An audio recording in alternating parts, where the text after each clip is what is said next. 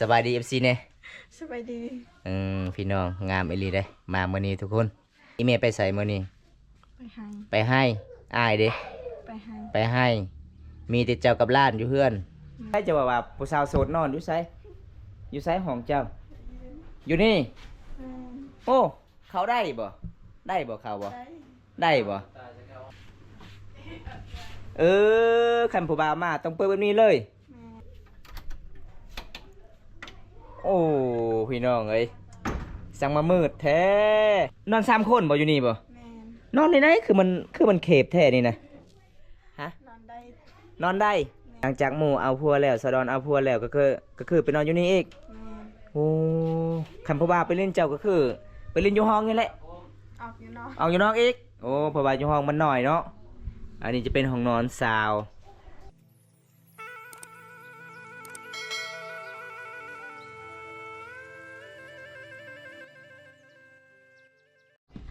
ในกล่องเรื่องโอ้สบายดีเจ้าซื้อในไหนสาวยินเล่าข่าวบ่ เอาทุกคนวันนี้มาเยี่ยมมายามเดพอสาวสวยอีกทุกคนเลยสาวยินคนสวยบรรยากาศยังแรงน้องก็สิตามข่าวหรือว่าสิชี้ข่าวทุกคนเลยข่าวยังนี่เนาะข่าวให้บ่อ๋อข่าวให้ทุกคนนี่แหละบางคนก็บ่เข้าใจว่าห้องชี้ข่าวนี่แหละห้องชี้ข่าวบ้านเฮาทุกคนก็คือห้องสีแบบน้อยๆนะทุกคนเลย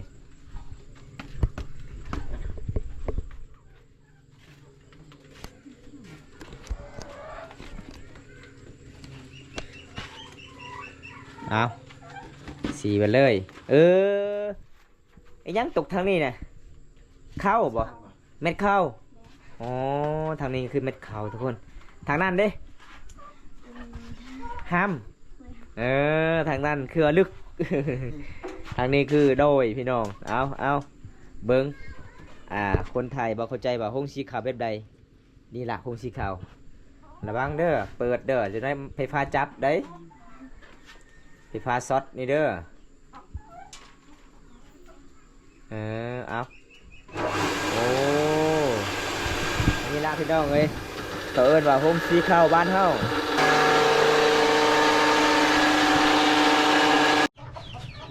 โอ้ไวเนาะ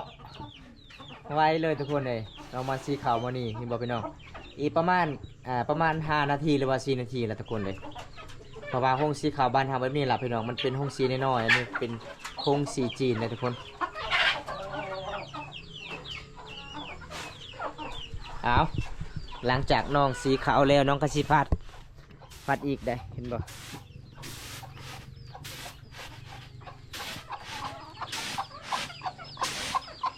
อ๋อต้องผัดแบบนี้เนาะ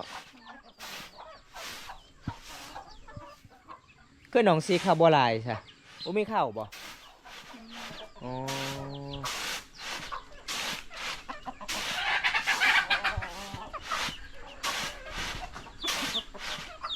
เช็ดหามเจ้าผู้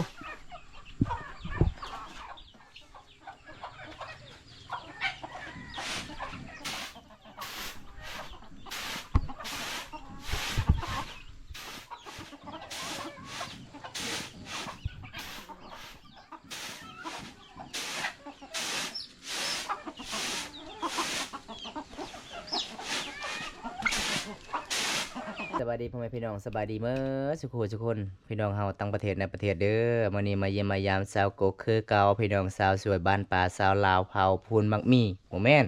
สาวบ้านพูนมักมีสบายดี FC เนี่ยสบายดีพี่น้องงามเอหลีได้มามื้อนี้ทุกคนน้องไล่สดไปพร้อม น้องอยู่เฮือนอยู่ศาลอยู่ผู้เดียวพี่น้องอีเมลไปใส่มื้อนี้ไปให้อ้ายเด้ไปให้มีแต่เจ้ากับล้านอยู่เพื่อนโอ้ทุกคนเลยน้องเป็นลูกกำพร้าเด้อพี่น้องเลยเป็นน่าสงสารพี่น้องเป็นลูกกำพร้าอีโมอีพ่อ อีพ่อเสียกะประมาณ3 เดือนกว่าๆนี่แหละพี่น้องกะบุมีภัยเฮเวเฮงานเลยหลังจากที่พ่อเสียพี่น้องไอมาเมื่อนี่มีผู้บ่าวเลยบ่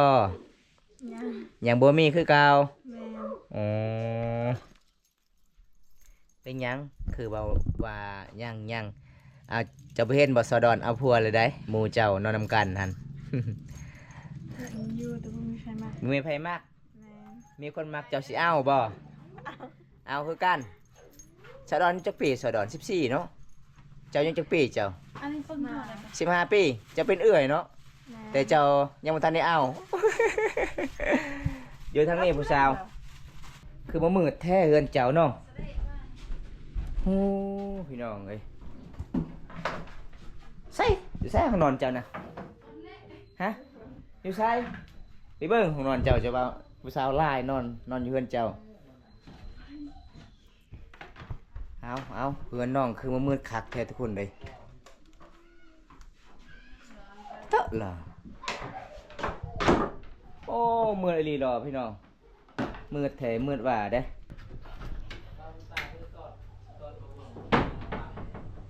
โอ้น้องเปิดประตูมันก็สิเย็นในนึงแล้วทุกคนเลยอันนี้ก็จะเป็นอันนี้เป็นแม่นอนบ่ แมน โอ้อยู่ไสจะว่าผู้สาวโสดนอนอยู่ไสอยู่ไสห้องเจ้า อยู่นี่ แมน โอ้ เขาได้บ่ได้บ่เขาบ่ ได้ ได้บ่ปาไปเขาลงเบิ่งเขาได้หรือบ่พี่น้องเอามื้อนี้อัปเดตลงเบิ่งห้องสาวโสดมีหยังนี่นะคือมันก็เปิดบ่ได้ประตูนี่นะฮะ ขันผู้บ่าวมาต้องเปิดแบบนี้เลย แมน นี่ทุกคน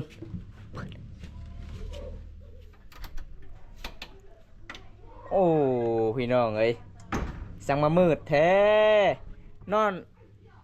3คนบ่อยู่นี่บ่ แมน นอนในไหนคือมันเขบแท้นี่นะฮะ นอนได้ นอนได้ แมน ตะกี้4คนบ่ พี่กีนอนอยู่นอก อยู่นอก แมน หลังจากหมู่เอาพัวแล้วสะดอนเอาพัวแล้วก็คือไปนอนอยู่นี่อีก แมน โอ้ขันผู้บ่าวไปเล่นเจ้าก็คือไปเล่นอยู่ห้องนี่แหละ ออกอยู่นอก เอาอยู่นอกอีก โอ้เพราะว่าอยู่ห้องมันหน่อยเนาะ อันนี้จะเป็นห้องนอนสาวกกทุกคน ประมาณสำนี้เลยพี่น้องเลยเพราะว่าน้องก็เป็นลูกคำพา เอาขอบใจหลายๆมาเบิ้งห้องนอนสาวโซดทุกคนเลยเมื่อนี้มีผู้สาวมาเยี่ยมมายาม สาวสวยบ้านป่ามาเล่นน้ำพี่น้องพี่น้อง สาวบ้านพูนมังมีแต่คนสวยๆจะจบงามเลยได้ เยอะ อันนี้อายุ17 ปี เยอะมาเลย17นึก อัน15 ปี น้องจะเอาไปใส่แซกเสาเลดนะ เก็บไว้ แกมเบ้ยังเกมเบ้ไปไล่เบ้บ่ แมน เป็นเลี้ยงเบ้เนาะเมื่อนี้ก็ได้พอสาวลาว2 คนในหมู่บ้านนี้ทุกคน มีแต่สาวสวยได้ เอายิ้มย่างผู้สาว ตั้งงาม ฮะตาดังไปว่ายังตาดังบ่ฮู้บ่ แมน บ่ฮู้หนังสือผู้สาวยังไล่สดพี่น้องแต่บ่ฮู้หนังสือจักสิอ่านจังไดแปลกเลยทุกคน มาหมู่บ้านนี้สาวลาวมีแต่นุ่งเสื้อแขนยาวเบิด ยักษ์ข้าวเด้ อยากข่าวบ่ แมน ขันอยากข่าวก็คือน้องเอาทานโลดมาทา อืม ตำให้มันมุนแล้วก็ทา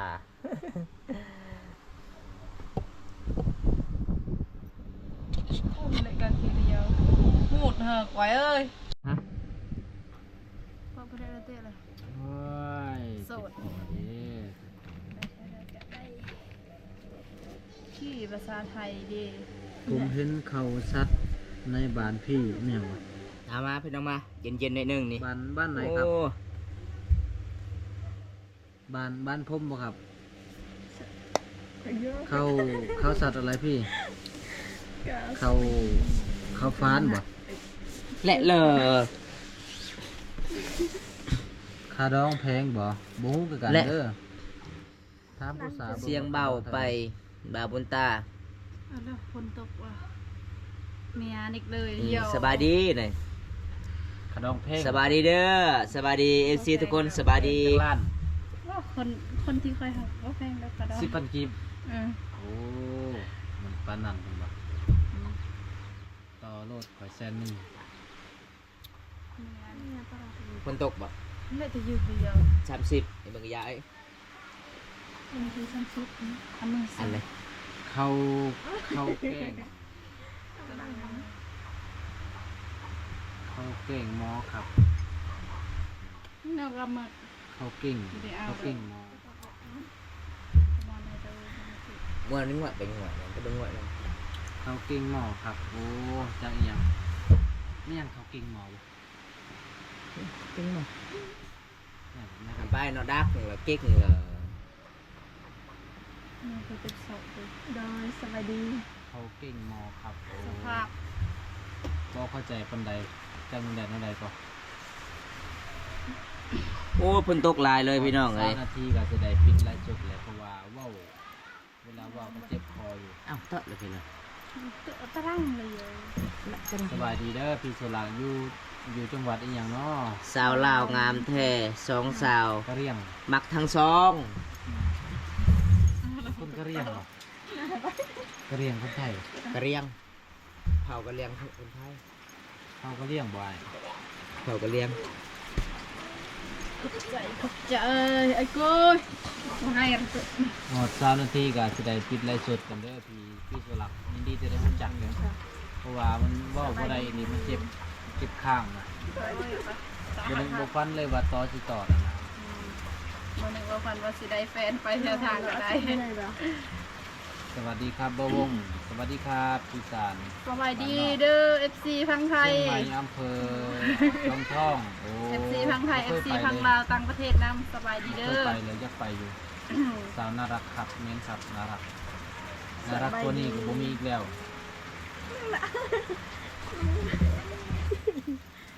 เนี่ยร่างเสริมเป็นนางสาวไก่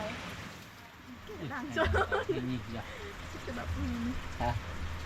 ให้มันก็นี่ ชาทาปลาเนาะ ไอ้ปื้มมึงก็ให้มาเยอะ เบิ้ลทาปลาเนี่ยก็ทาปลาอันจีน 2 เมตร เยอะละเยอะถึงคอมเมนต์เลยค่ะสบายดีเยอะเพราะว่าอะไรเราะเลยอ่ะ โอเคสิได้ปิดแล้วเด้อทุกคนเลยสิได้ปิดแล้วบ๊ายบาย มาเสกเบิ้ลปนเลิศส่งอัน สบายดี ตะบ้าเนี่ยตัวบ้า สวย บ้านไปโป๊ด ปืนก็ ไฟ ไปกันกัดนี่ รุ่นแรกอยู่นั่นแกตารุ่นไหนนะ น่ะ วันตารุ่นไหนสินะ น่าจะไปกัน ก็มูกันเลยนะ เจออัน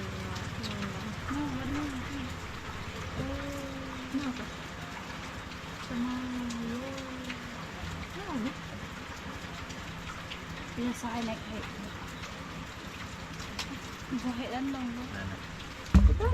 พ่อไม่เดี๋ยวกูตายพ่อไม่ใจเหยาะเนาะน้ำนมผมนะ ไม่ได้ ตั้งกล้องกันด้วยครับ ขอโทษขออภัยครับ สั่นนิดนึงก่อน เรียนจาทำมาเตอะก็ ไอ้ยะเจ้าอันนี้ นี่ก็ไปเอง เว้ยเนี่ยเราถ่ายคลิปแก โอ้โห เย่อย่าอดละสะสายทางเอ้ามันเป็นไง อีรูได้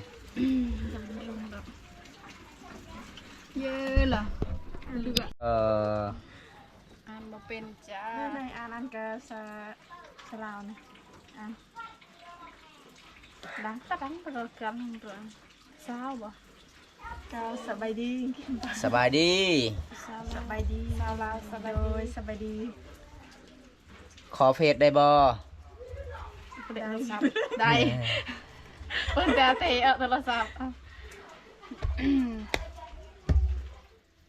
มักบ่าวเมืองเลยบ่ไปมักบ่ผู้บ่าวทางเมืองเลยจังหวัดเลย มัก นักเด้อ ภูกระดึงเด้เคยเปิดเจอ ต้องเพลงภูกระดึงกี้อย่าพงศรี ยังที่ แสดงพงศรีแสดง เลือดกังตะ สวัสดีครับสบายดีเด้อ เฮ้ยคือเดี๋ยวตารางซื้อเรื่องไหนตอบ นำเจอเก่งงานเลย เปลกอ่านซื้อ น่าต้นโรมแล้ว เลือดเตะสดในเรามันก็หนักกำปะในเรื่องคือป้ามันนักคือสบายดีเด้อผู้สาว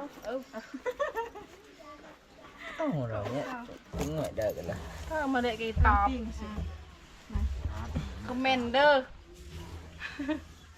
ถามตอบ เนี่ยล่ะเขายังอ่านเต้ตัวหนึงแม่นยังมันอ่านเนาะแม่น โดยสบายดี สบายดีเด้อผู้บ่าวพังไทยละต่างประเทศน นี่บ่าวล่อไปผู้บ่าวบ่ล่อบ่ล่อ ำมาเด้อกินอันนี้เขาเอิ้นอะไรคนไทยนี่ ภาษาบ้านเจ้าเอิ้นอันใดนี่นะ เด้อเงียบ เด้อเงียมคำภาษาลาวเด้ฮะ น้ำหวาน น้ำหวานน้ำหวานต้องมีลายน้ำหวานอันนี้มันยังอันนี้นะน้ำมันยังนี่ น้ำเด้อนึง เด้ององบ่แม่นเป๊ปซี่บ่ โบแมน อิหยัง อ่าน เป๊ปซี่ มาเด้อ FC มาดึงคืออ่ะอ่ะงวย ผู้สาวเสื้อดำหนัก ภาษาเสื้อดำคิดลายเด้อ ขอไอดีหน่อย ขอไอดี ไอดี จะลินไลน์บ่ แอปบ่ เล่นในเฟซบุ๊กเนาะ Facebook แอป แอปโตมันเจาะแอปไลน์มันเจาะไลน์ มันตัวละลายโอเค ไลน์ก็ซิวๆอยู่กี่เลย เยอะโอเค มันเจาะเจ้ กูจะกูมึงโทรศัพท์คันโทรกึ่งทีเลือกก็โอเคมึง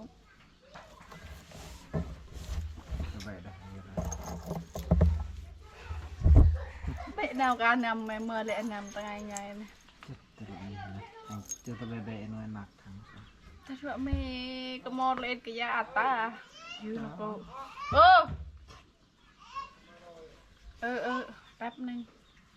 จะทำไมเลยไปเด้อ ตามเรื่องเลี้ยวได้หรือดัก ขนาดเราละดังไงก็ดัง ตัวไหนดัก อันละมกุก เจ๊มันก็มัน เฮ้ยกูเฮิร์นเจอภาษาลาวภาษาไทย เจ็ดเราต้องซื้อกับ มันกัดทั้งเสือมือยายปืดเนี่ย ตื้อเต้น นั่นตัวโจตะมอยแก ดูเลยจังตึงห้าง มันมีฮันกินนะ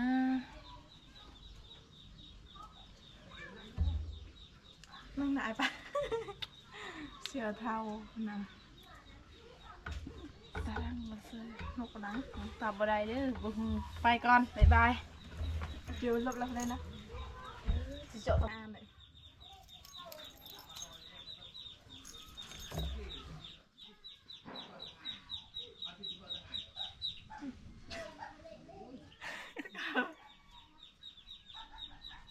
ไล่ห้างหมดเลย มากวยไทยสัจจะไม่เหมือนครับก็ไม่เหมือนห้ามจะอุ้ยทักกวยไทยเราใช้เพศใหม่ มันเถอะ ปะมันมันก็ไม่เหมือนแต่มันมุนแน่ก็ มันเนี่ยเรา กวยไทยใส่ เ